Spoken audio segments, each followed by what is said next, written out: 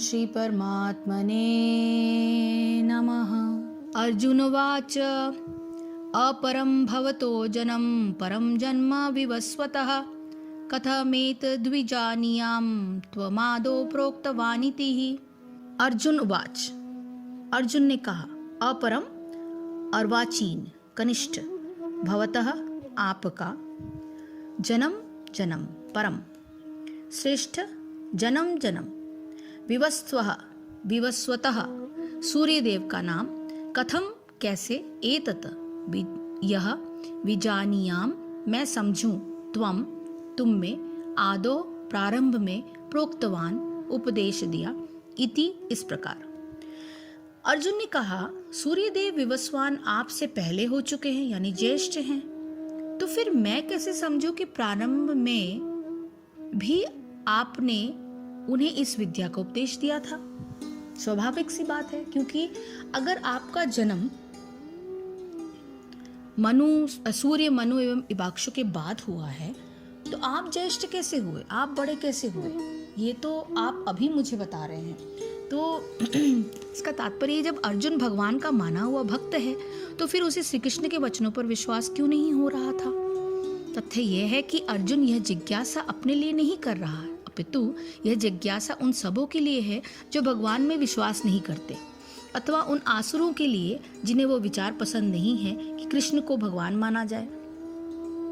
उन्हीं के लिए अर्जुन यह बात इस तरह पूछ रहा है मानो वो स्वयं भगवान या श्री कृष्ण से अवगत ना हो। जैसे कि 10वें अध्याय में स्पष्ट हो जाएगा कि अर्जुन भली भांति जानता था कि श्री कृष्ण श्री भगवान हैं और वे प्रत्येक वस्तु के मूल स्रोत हैं तथा ब्रह्म की चरम सीमा है। निस्संदेह कृष्ण इस पृथ्वी पर देवकी के पुत्र के रूप में अवतीर्ण हुए हैं, फिर से वो वापस आए हैं। सामान्य व्यक्तियों के लिए ये समझ पाना अत्यंत कठिन है कि कृष्ण किस प्रकार उसी शाश्वत आदि पुरुष श्री भगवान के रूप में बने रहे। अतः इस बात को स्पष्ट करने के लिए अर्जुन ने कृष्ण से यह प्रश्न पूछा, जिससे वे ही प्रामाणिक रूप में बताएं। कृष्ण परम प्रमाण है, यह तथ्य आज ही नहीं अनंतकाल से सारे विश्व द्वारा स्वीकार किया जाता रहा है। केवल आसुर ही इसे अस्वीकार करते रहे।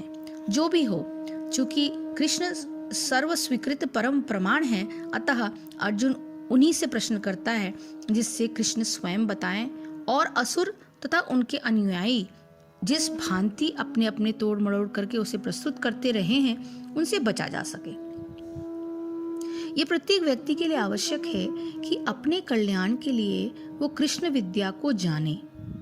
अतः जब कृष्ण स्वयं अपने विषय में बोल रहे हैं, तो ये सारे विश्व के लिए शुभ है। कृष्ण द्वारा की गई ऐसी व्याख्याएं असुरों को भले ही विचित्र लगे, क्योंकि वे अपने ही दृष्टिकोण से कृष्ण का अध्ययन करते हैं, किंतु जो भक्त है वे साक्षात कृष्ण द्वारा उच्चारित वचनों का हृदय से स्वागत करते हैं। भक्तगण कृष्ण के ऐसे प्रामाणिक वचनों की सदा पूजा करेंगे, क्योंकि वे लोग उनके विषय में अधिकाधिक जानने के लिए उत्सुक रहते हैं। इस तरह नास्तिक गण जो कृष्ण को सामान्य व्यक्ति समझते हैं, क्योंकि वो तो जन्म लिया है, उन्होंने गाय चराई हैं, तो उनके हिसाब से तो वो एक ग्वाला हैं। वे भी कृष्ण को सामान्य व्यक्ति समझते हैं, तो वे भी कृष्ण को अति मानव सच्चिदानंद विग्रह, दिव्य, त्रिगुणातीत तथा दिक्काल के प्रभाव से परे समझ सकेंगे। अर्जुन की कोटि के कृष्ण भक्त को कभी भी श्री कृष्ण के दिव्य रूप के विषय में कोई भ्रम नहीं हो सकता।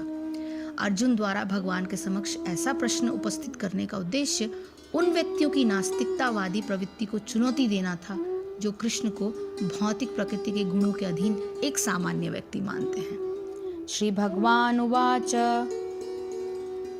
बहूनि मे व्यतीतानि जन्मानि तव च अर्जुन तानि अहं वेद सर्वाणि न त्वं वेत्थ परन्तपः। श्री भगवान ने कहा, बहुनी अनेक, में मेरे, व्यतीतानि बीत चुके, जन्मानि जन्म, तब तुम्हारे, च भी अर्जुन, हे अर्जुन, तानी उन अहम में वेद जानता हूँ, सर्वाणी सबों को, न नहीं, त्वम तुम वेद जानते हो, परंतप हे शत्रुओं का दमन करने वाले। श्री भगवान ने कहा, तुम्हारे तथा मेरे अनेकानेक जन्म हो चुके हैं, मुझे तो उन सबका स्मरण है, किंतु हे परंतप तुम्हें उसका स्मरण नहीं रह सकता।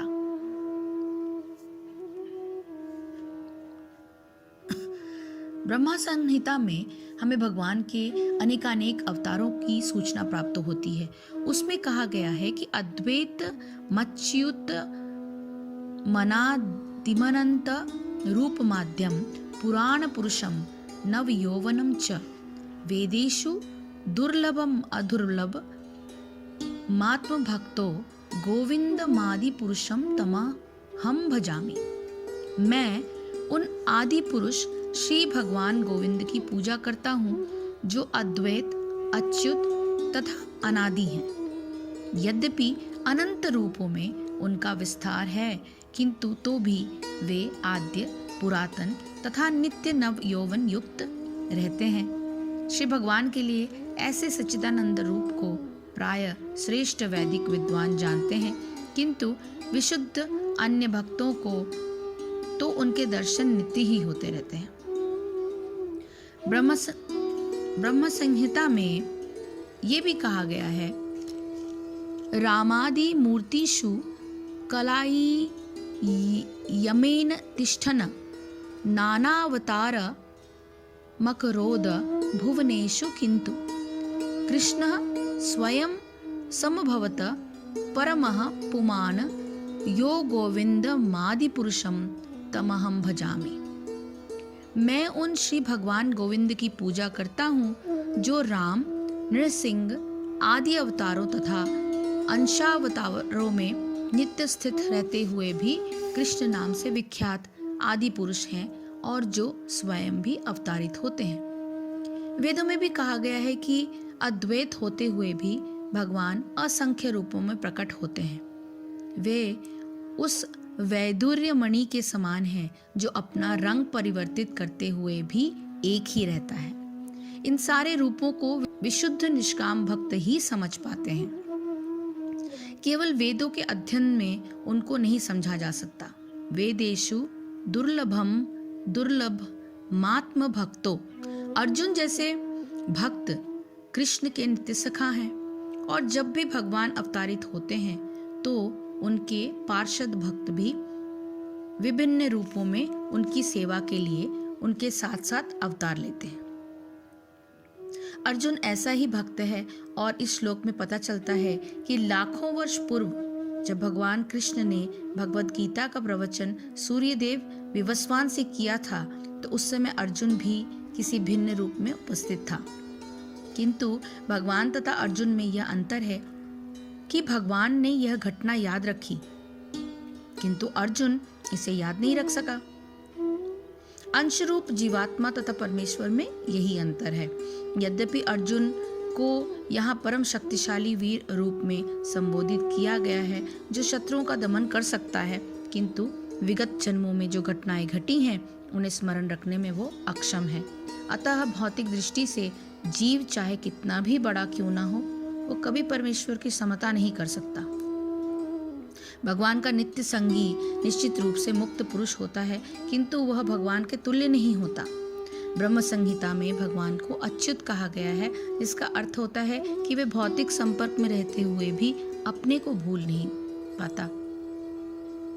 अतः भगवान तथा जीव कभी भी सभी तरह से एक समान नहीं हो सकता, भले ही जीव अर्जुन के समान मुक्त पुरुष क्यों न हो। यद्यपि भगवान अर्जुन का भक्त है, यद्यपि अर्जुन भगवान का भक्त है, किंतु कभी कभी वो भी भगवान की प्रकृति को भूल जाता है। किंतु दैवी कृपा के भक्त तुरंत भगवान की अच्युत स्थिति को समझ जाता है, जबकि अभक्त या असुर इस दिव्य प्रकृति को ही नहीं समझ पाता। फलस्वरूप गीता के विवरण आसुरी मस्तिष्कों में नहीं चढ़ पाते। कृष्ण को लाखों वर्ष पूर्व संपन्न कार्यों की स्मृति बनी हुई है, किंतु अर्जुन को स्मरण ही नहीं।